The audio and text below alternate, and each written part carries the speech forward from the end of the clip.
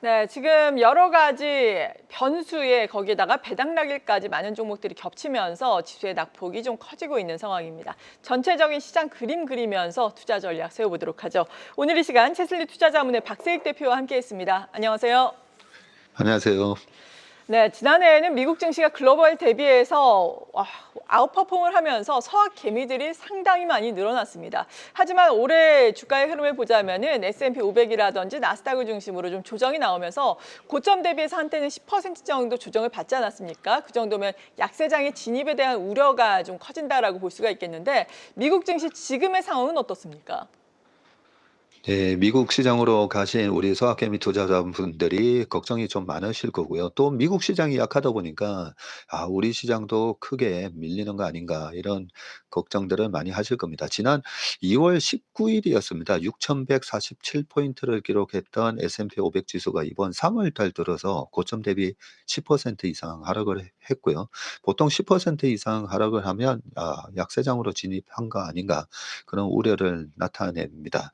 그리고 미국 시장을 그동안 견인을 해왔던 나스닥 역시 2월 달에 22,200선을 넘었던 지수가 지금 17,200선까지 빠졌었기 때문에 고점 대비 거의 15% 수준의 하락을 기록을 했습니다. 자, 이렇게 하락을 했을 때 제가 늘 말씀드리는 게 이런 하락의 원인은 무엇이고 이번 약세장의 성격은 무엇인가 이런 부분을 우리가 다시 한번 점검을 해볼 필요가 있는데요. 원인부터 말씀을 드리면 한 5가지로 얘기를 말씀드릴 수가 있습니다. 첫 번째 모두가 아시는 이 트럼프의 관세로 인해서 세계 교역이 위축이 되고 관세가 시행이 되면 미국의 수입 물가가 상승을 하면서 그러면서 물가가 떨어지지 않고 그러면 투자자들이 바라는 금리 인하가 물 건너간다. 요런 우려감이 있고요. 두 번째는 이 정부 효율부라고 하는 이 도치의 과격한 예산 삭감 조치와 공무원 자르기로 인해서 실업률 상승 및 소비가 둔화가 되는 거 아닌가 이런 우려를 지금 자아내고 있습니다. 그리고 세 번째는요. 이 작년 조정하고 조금 다른 부분이 있는데 우리가 주식 시장은 미인대라고 하지 않습니까? 그래서 최근에는 EU나 중국을 비롯한 미국 외 지역에 대한 투자 매력도가 증가한 부분이 있습니다. 그래서 작년까지만 하더라도 다른 데 투자할 데가 없어. 그러면서 미국의 예외주의가 있었다면 지금은 'EU를 사야 되는 거 아니야? 중국 좀 담아야 되는 거 아니야?' 이러면서 미국에 대한 투자 매력도가 상대적으로 좀 떨어졌다. 요렇게 보시면 되고 뭐니 뭐니 해도 우리가 주식 투자를 할 때는 밸류에이션을 하셔야 되는데 PER 22배가 넘는 미국 시장의 이 과도한 밸류에이션이 항상 부담이었습니다.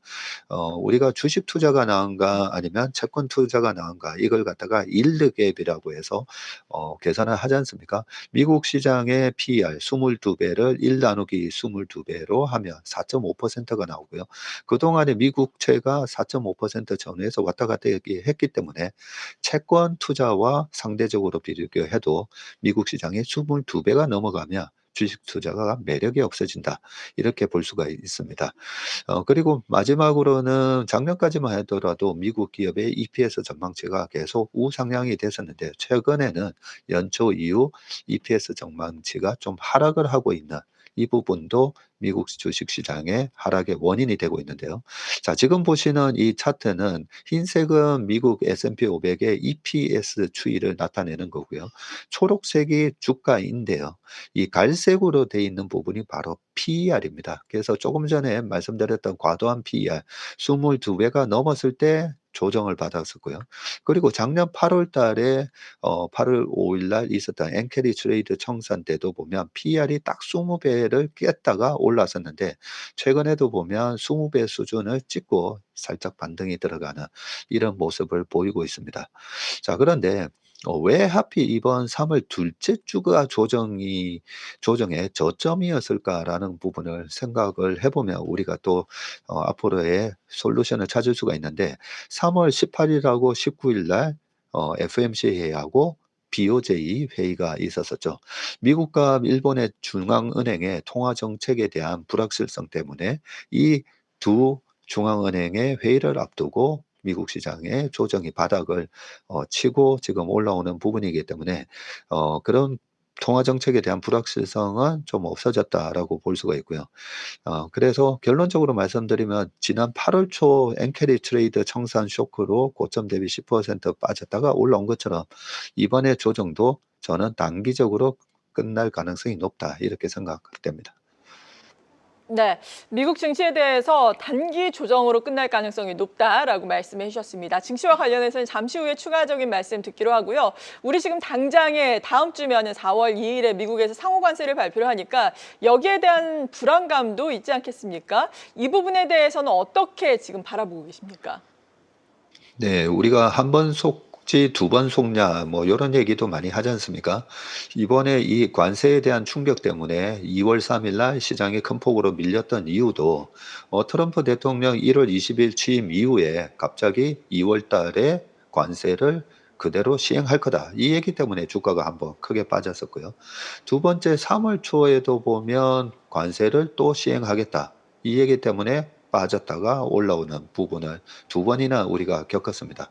그러면 트럼프는 왜 이렇게 한 달 한 달 계속 연기할 부분을 또 이번에도 4월 1일 날 시행을 한다라고 할까라는 부분인데 결론적으로 저는 이번에도 연기 또는 규모 축소로 나올 것 같습니다. 왜 그러냐면요. 우리가 관세는 수출하는 국가가 부담을 하는 게 아니라 수입하는 수입업자가 관세를 내는 것입니다. 예를 들면요. 미국 소비자들이 가장 애용하는 월마트를 예를 들면 월마트에서 판매되는 상품의 70-80%가 중국에서 수입이 됩니다. 따라서 관세가 그대로 시행이 되면 월마트 입장에서는 그 관세를 그대로 부과를 내면서 그 인상된 부분은 소비자한테 증가시킬 수밖에 없습니다. 그러면 소비자에게 판매 가격을 올리면서 그 판매가 둔화될 수 있는 이런 부분이 있기 때문에 결국 트럼프의 이 과격한 관세 인상은 계속 연기 또는 결국은 현실화되기 힘들다. 저는 이렇게 생각을 하고요. 자, 2 분기부터는 저는 관세에 대한 노이즈에 시장이 내성이 생기면서 이제 기술적인 반등을 할 것으로 예상이 됩니다.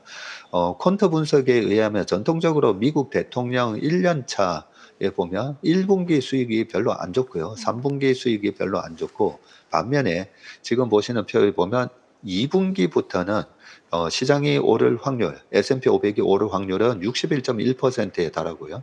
그리고 평균 수익률은 3%로 나옵니다. 지금 빨간 박스로 그려져 있는 부분이 1 분기고요. 그래서 미국 주식을 투자하시는 분들은 대통령 1년 차에는 1 분기, 3 분기 조심하시고요. 3 분기도 썩 그렇게 좋지는 않습니다. 반면에 2 분기하고 4 분기에 돈을 버는 기간이기 때문에 우리 한국경제TV의 애청자 여러분들도 올해 4, 6월 달에 4, 5, 6월 이번 2 분기에 큰 수익 내시기를 바라겠습니다. 네. 트럼프 미국 대통령 같은 경우에는 지금의 관세 수입 규모로 보자면은 2년 내에 관세로 인해서 뭐 6천억 달러, 1조 달러 정도의 수익이 날 것이다. 이에 따라서 이걸 또 세금 감면을 위해 쓴다면은 더 이익이 될 것이다라고 이야기를 하고 있지만 결국에는 소비자에게 부담이 되기 때문에 관세를 이렇게 많이 부과는 하지 못할 것이다. 여기에 또 내성이 시장에서는 생길 것이다. 긍정적으로 평가를 해주셨습니다. 그리고 오늘 또 하나의 우려가 당장 다음 주 월요일부터 시작되는 공매도 재개 아니겠습니까? 이로 인해서 시장 분위기는 어떻게 바뀔까요? 네. 공매도를 재개한다라는 것 자체가 우리 투자자에게 주는 의미가 있는데요. 2008년도에 공매도가 금지가 됐다가 2009년도에 시장이 살아나면서 공매도를 재개를 합니다. 그리고 가까이 있었던 케이스는 2020년 코로나 때 3월 16일 날 공매도가 금지가 되고 그리고 그다음 해 21년 5월 7일 날 공매도가 재개가 됩니다. 그럼 공매도를 재개를 한다는 말은 시장이 그만큼 강해진 시장이다라고 정부가 판단을 한다는 거고요, 금융당국이. 자, 두 번째는 공매도가 재개가 되면 항상 이제 시장이 빠지는 거 아닌가 이런 얘기를 많이 하시는데 공매도는 레버리지를 일으킨다는 점에서 신용 투자하고 비슷합니다. 없는 돈을 빌려서 사는 것이 신용이고요. 그리고 없는 주식을 빌려서 파는 것이 공매도이기 때문에 두 주체 모두 레버리지를 일으킨다는 점은 공통된 부분인데요. 다른 점이 있습니다. 신용과 다른 점은 공매도 기관에서는 대부분 롱숏 전략을 구사한다는 거죠. 그래서 100억 원이 있으면 300억 정도의 공매도를 때리더라도 300억 원어치의 매수를 하면서 롱과 숏을 같이 잡기 때문에 오히려 시장의 거래를 활성화시키는 그런 좋은 효과가 있기도 합니다. 그러면 우리가 뭐 부동산도 그렇고 거래가 살아난다라고 했을 때 '아 시장이 강해진다.'라고 볼 수가 있지 않습니까? 그래서 거래를 활성화시키는 효과가 있다. 그러면 공매도로 인한 효과는 한마디로 좀 빈익빈, 부익부, 양극화는 오히려 더 강화시키는 효과가 있습니다. 즉 펀더멘털이 강한 주식은 더 강해지고요. 약한 주식은 더 약해지는데 따라서 공매도가 재개되면 한마디로 저는 실적 장세가 강화된다. 이렇게 말씀을 드릴 수가 있습니다. 그리고 실적 장세가 도래할 때마다 제가 이 실적 장세를 실력 장세라고 표현을 하는데요. 산업이나 내가 투자하는 종목에 대한 공부가 더더욱 중요하다고 볼 수가 있습니다. 네. 실적 장세가 강화될 것이다라고 말씀해 주셨는데 실적이 뒷받침되는 기업이라 할지라도 그래도 일단은 주가가 너무 많이 오르거나 공매도 잔고가 높아진 기업들 같은 경우에는 좀 우려가 있지 않겠습니까? 대표적으로 우려감을 가지고 있는 쪽이 요즘에 많이 올랐던 뭐 조선이라든지 방산 쪽이 되겠는데 뭐 실적은 뒷받침돼 주는데 어떻게 객관적으로 봐야 되겠습니까? 네. 공매도에 관해서 가장 큰 오해 중에 하나가 공매도를 하는 헤지펀드가 많이 오른 주식을 매도하고 많이 빠져 있는 주식을 산다라는 얘기인데 사실은 그렇지 않습니다. 실제로는 실적 모멘텀이 좋은 주식을 아까 레버리지를 일으켜서 매수를 하고요. 실적 부진한 기업을 매도를 하게 됩니다. 이 부분은 공매도가 활발한 미국 시장을 보시면 되는데 미국 시장에서 인텔이 많이 빠졌기 때문에 '롱을 잡고 엔비디아를 숏을 할까?' 이렇게 생각을 해 보시면 되기 때문에 많이 빠진 주식을 사고 많이 올랐기 때문에 공매도를 때리지는 않는다. 예 요렇게 보시면 되고요. 물론 거품이 과도한 주식은 공매도 타겟이 됩니다. 그리고 타겟이 되면 나타나는 현상은 대차 잔고가 늘어나는 부분이 있기 때문에 대차 잔고가 전체 발행 주식 수에서 5%나 10% 이상 그렇게 늘어나 있는 종목은 조심할 필요가 있습니다. 그래서 방금 말씀하신 그 조선이나 방산은 지금 공매도의 타겟이 아니고요. 오히려 장기 투자를 하는 외국인들이 실적 모멘텀을 보면서 지속적으로 매수를 하고 있기 때문에 이 부분은 타겟이 되지 않는다고 보고 있고 이 실적 모멘텀이 언제 꺾일까라고 보면 최근에 조선주를 분석을 해 보면 내년 상반기까지는 실적 모멘텀이 계속 지속될 것이라고 생각하기 때문에 조선 방산에 대한 공매도 타겟은 올해는 아닐 것이다라고 저는 생각이 듭니다. 네. 그렇다면은 조선 방산주에 대해서는 오늘같이 만약에 조정이 나온다면 매수 전략으로 접근을 해도 될까요? 네. 보통 이렇게 실적 모멘텀이 나오는 주식은 고점 대비 30% 정도 빠졌을 때가 저는 적절한 매수 시점이라고 보고 있는데요. 최근에 어느덧 고점 대비 25% 30% 이렇게 빠지고 있기 때문에 우리가 주가가 빠질 때 이렇게 물타기 하거나 빠지는 주식 사는 거는 좋은 습관은 아닙니다. 하지만 실적 모멘텀이 좋은 실적 우량주가 주도주 역할로 하면서 올라갔을 때 중간중간에 나오는 이런 관세 이슈라든지 아니면 엔캐리 트레이드 청산이라든지 계엄 사태라든지 이런 외부적인 요인 때문에 빠질 때는 좋은 매수 기회가 된다라고 저는 생각합니다. 네. 기업의 내부적인 요인이나 펀더멘탈 요인이 아니라 외부적인 요인으로 인해서 주가가 출렁일 때 매수의 기회로 삼아 보자라고 실적이 좋은 종목군들 대표적으로 조선 방산에 대해서 말씀해 주셨습니다. 그리고 전체적으로 투자 전략은 그렇다면 어떻게 가져가는 게 좋겠습니까? 네. 뭐니 뭐니 해도 투자 전략이 중요한데요. 결론적으로 말씀드리면 우리가 작년 8월 달에 엔캐리 트레이드 청산 그리고 작년 11월 달에 트럼프 12월 달에 계엄 사태 뭐 2월 달부터 3월 계속 트럼프의 관세 공포 이랬었는데요. 지나고 보면 뭐 했냐라고 보면 그렇게 공포에 우리는 주식을 샀어야 된다라는 결론을 얻을 수가 있습니다. 그래서 올해 내내 저는 이렇게 말씀드리겠습니다. 공포에 매수하는 전략을 쓰시라고 말씀을 드립니다. 공포에 매수하는 거를 그럼 어떻게 해야 되지? 보통 우리나라에는 풋콜 레이쇼라는 게 그런 피어 인덱스에 해당이 되고요. 미국 같은 경우에는 S&P 500에 내재되어 있는 옵션의 변동성으로 만든 빅스 차트라고 있습니다. 그래서 그런 풋콜레이셔라든지 빅스 차트에서 나오는 빅스가 보통 25 이상 올라갔을 때는 헤지 펀드들은 거기서 손절매를 하는데요. 우리 한국경제TV 시청자 여러분들께서는 그런 공포감에 매수를 하시는 전략을 쓰시면 올해 굉장히 재밌는 장세가 될 거라 생각이 듭니다. 네.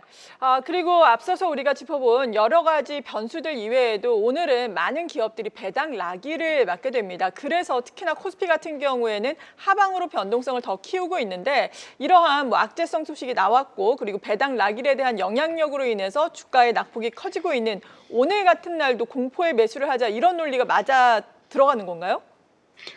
네. 배당락 같은 경우는요.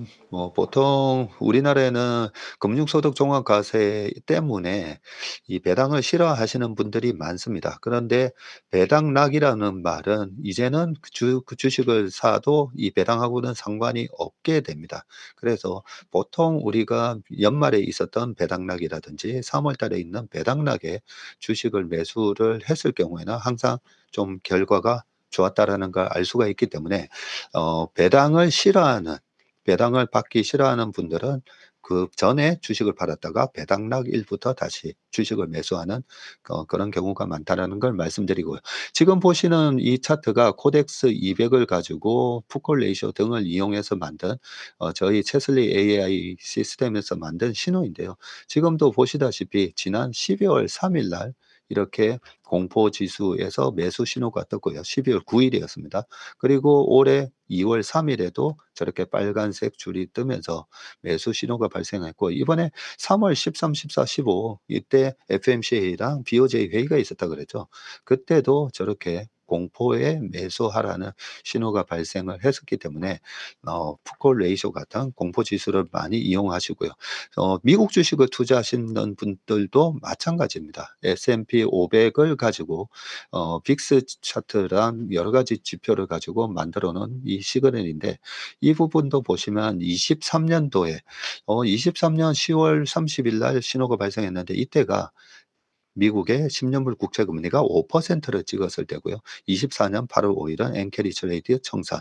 그리고 이번에 25년 3월 10일 날도 저렇게 매수 신호가 발생했으니까 앞으로 최소한 3개월 이상은 좀 시장이 다시 복원되는 그런 장이 연출될 것으로 생각하기 때문에 우리 한국경제TV 애청자분들 이번 2분기에 돈 많이 버시길 바라겠습니다.